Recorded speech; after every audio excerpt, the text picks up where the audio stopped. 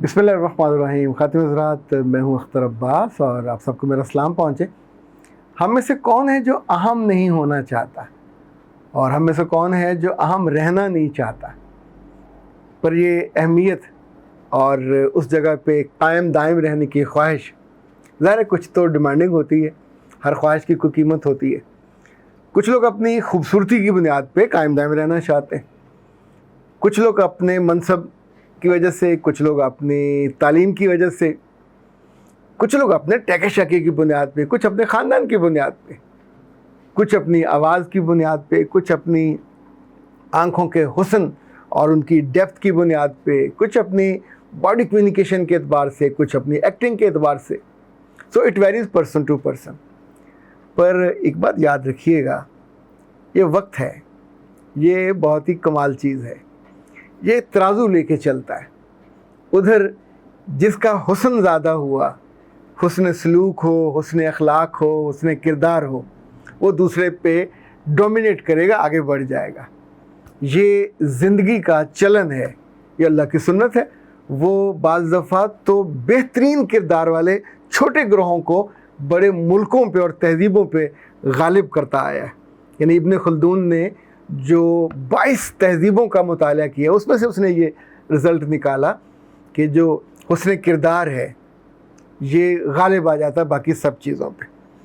آج اس کا تذکرہ اس لیے ہوا، الف بے جیم نے کہا کہ سر میرے شوہر 22ویں اسکیل میں سرکاری ملازم ہے، میری شادی پہ میری ساس نے نہایت گندی بری بنائی. اب میرے دیور کی شادی ہے، وہ گریڈ 17 میں ہے، اس کے لیے ساس نے ہر چیز برانڈڈ لی ہے. ابھی دیورانی آئی نہیں ہے، پر اس کا ذکر اتنا ہوتا ہے کہ مجھے لگتا ہے اس گھر میں مجھے اب اگنور کیا جانے لگا ہے، میری امپورٹنس ختم ہو رہی ہے، میرے اندر احساس محرومی بڑھ رہا ہے. اچھا، ایک ہوتا ہے احساس کمتری، جس میں آپ اپنے آپ کو کمتر محسوس کرتے ہیں. ایک ہوتا ہے احساس محرومی. یہ آج تک ہم نے صوبہ سندھ کے حوالے سے سنا کہ سندھ میں احساس محرومی پھیل رہی ہے، اور جب یہ جملہ بولا جاتا تھا تو ساتھ ہی ان کے M N A M P اور حکومت ڈھیر سارے بینیفٹ لے جاتے تھے. اسی طور پہ جب احساس محرومی پھیلتی ہے بلوچستان میں تو ان کو بھی پولیٹیکلی بہت سارا بینیفٹ دے دیا جاتا ہے.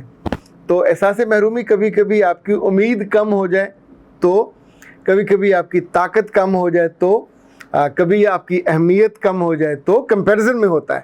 یعنی آپ کسی چیز کے ساتھ، کسی گروہ کے ساتھ، کسی بندے کے ساتھ، ایون کسی منصب کے ساتھ کمپیئر کرتے ہیں. آپ کہتے ہیں کہ وہ بھی میرے منصب کا ہے، اس کے پاس گاڑی بڑی ہے، اور میرے منصب اسی گریڈ کا، میرے پاس گاڑی چھوٹی ہے. جیسے ٹیچر ہیں، یہ ہمیشہ احساس محرومی کا شکار رہتے ہیں کہ ہمارے ہاتھوں کے پڑھائے ہوئے اے سی ڈی سی بن گئے، ایس پی بن گئے، ڈی آئی جی بن گئے، ان کے پاس بڑی گاڑیاں، جو ان کو عزت مل رہی ہوتی ہے، جو ان کا سکون ہوتا ہے، اس کو کبھی وہ کھاتے میں نہیں لاتے کہ پورے سال میں 100 دن بھی نہیں پڑھانا پڑتا، پورے سال میں باقی سب چھٹیاں ہوتی ہیں. پر جب بندے کا جی چاہتا ہے اپنے آپ کو احساس محرومی میں ڈال لیتا ہے، اور پھر اپنے آپ کو اسنب کر کے اور اپنے آپ کو ہی بلا وجہ. کچھ چیزیں ہیں جو اگر ہم سمجھ لیں، لائک مسز اے بی سی بھی اگر اس بات کو سمجھ لیں، دیورانی کے آنے سے ان کی اہمیت کم نہیں ہوگی. دیورانی کے آنے پہ اگر یہ خدمت میں لا تعلق ہوگی تو ارریلیونٹ ہو جائیں گے. دیورانی کے آنے پہ ان کا منہ بن گیا تو یہ ارریلیونٹ ہو جائیں گے. بدتمیز کو یا بد تہذیب کو یا سڑے ہوئے بندے کو تو کوئی ساتھ بٹھا کے کھانا نہیں کھلانا چاہے گا. اچھا، اب دیورانی اس گھر میں نئی آنی ہے تو صرف اس کا گریڈ ہے، سرکاری ملازم ہے. اچھا، تو بہت ساری ہوتی ہیں، اس گھر میں اس کا کوئی جاننے والا نہیں ہے، صرف ساس کے دل میں ابھی اس کے لیے وہ گدگدی ہو رہی ہے. تو جب وہ آ جائے گی تو یہ جو ریڈ کارپٹ استقبال ختم ہو جائے گا. اصولی طور پہ ایسے ہی ہوتا ہے. چونکہ وزیر کی بیٹی بھی آئے، وزیر اعظم کی بیٹی بھی آئے تو اس کے ساتھ جہیز بھی آئے گا، سب کچھ آئے گا، پر اتنی ساری توقعات آتی ہیں کہ وہ آئے گی تو وہ باقیوں سے زیادہ خوبصورت ہوگی، باقیوں سے زیادہ ہنرمند ہوگی، باقیوں سے زیادہ خیال رکھنے والی ہوگی، باقیوں سے زیادہ مان کرنے والی ہوگی، باقیوں سے زیادہ لحاظ کرنے والی ہوگی، باقیوں سے زیادہ تحفے لانے والی ہوگی، باقیوں سے زیادہ کھلانے پلانے وغیرہ وغیرہ. سب ایکسپیکٹیشن کا بوجھ اس پہ ہے آنے والی پہ، جس کو جس کی وجہ سے آپ ایز کمپیئر ٹو آپ اپنے آپ کو احساس محرومی میں جاتا محسوس کر رہے ہیں. اگر آپ احساس محرومی میں چلے گئے تو خالص اپنا نقصان کرو گے. یہ احساس محرومی اندر سے آپ توڑ پھوڑ دے گا, اور جب لڑکی یا عورت اندر سے ٹوٹ پھوٹ کا شکار ہو, باہر والے اس کا کچھ نہیں کر سکتے. آپ کی امید ٹوٹ جائے گی, آپ کا یقین وہ ٹوٹ جائے گا, آپ کے اندر بے وجہ تقابل کمپیریزن وہ شروع ہو جائے گا, اور جگہ جگہ ہوگا, اس کی شکل پہ, اس کے کپڑوں پہ, اس کے جوتوں پہ, اس کے کھانے پہ, اس کے اٹھنے پہ, اس کے جانے پہ, میں اس کو کیوں ناشتہ دوں, میں اس کو یہ کیوں کروں. اچھا, اگر آپ بالکل اس کو الٹ چلتے اور سوچتے ہیں کہ وہ چھوٹی ہے آپ سے, درجے میں بھی مقام میں بھی, بیٹی زیادہ پڑھی ہوئی ہے تو کیا ماں سے آگے نکل جائے گی, منصب تو پھر بھی آپ کا بڑا ہے, آپ جٹھانی ہو. میں نے دنیا کی پہلی جٹھانی یہ ڈرپوک اور اتنی بزدل دیکھی ہے کہ جو دیورانی کے آنے سے تھر تھر کانپ رہی ہے کہ میرا مقام کم ہو جائے گا.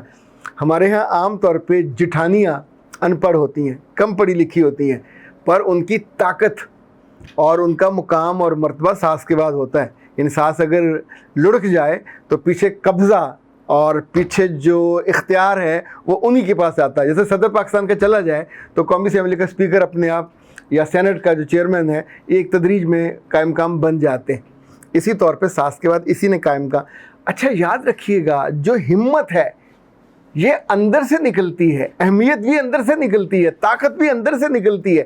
اس کے آنے پہ آپ اس کے ساتھ بالکل مقابلہ مت کیجیے گا, اسے کسی کام میں نہ آنے دیجیے گا, اسے کچن میں داخل نہ ہونے دیجیے گا. آپ پوچھیں گے کیوں؟ کچن میں کون ہے؟ آپ کی ساس تھی, اس کی حکومت تھی, ابھی آپ ہو, آپ کی حکومت ہے.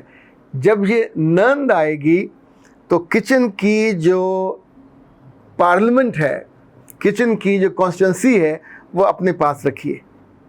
اس کو اس کے کمرے میں کھانا پہنچائیے, اس کو عادی کر دیجئے. آپ کے بنا اس کا ناشتہ نہ ہو, آپ کے بنا اس کا کھانا نہ ہو, آپ کے بنا اس کی مہمانداری نہ ہو, آپ کے بنا اس کا ڈنر نہ ہو. اس کا اور اس کا میاں, آپ جتنا زیادہ ان کو سرو کرتے جاؤ گے, لٹرلی جیسے انسان نشے کا عادی ہو جاتا ہے, ہم ویسے ہی خدمت کے عادی ہو جاتے ہیں. خدمت کا کوئی سائیڈ ایفیکٹ نہیں ہے. اس کے بعد اس کا میاں بھی, وہ بھی oblige ہوگا کہ میری نئی دلہن آئی تھی اور بھابھی نے اس کا بہت خیال رکھا, بیٹیوں کی طرح, بہنوں کی طرح.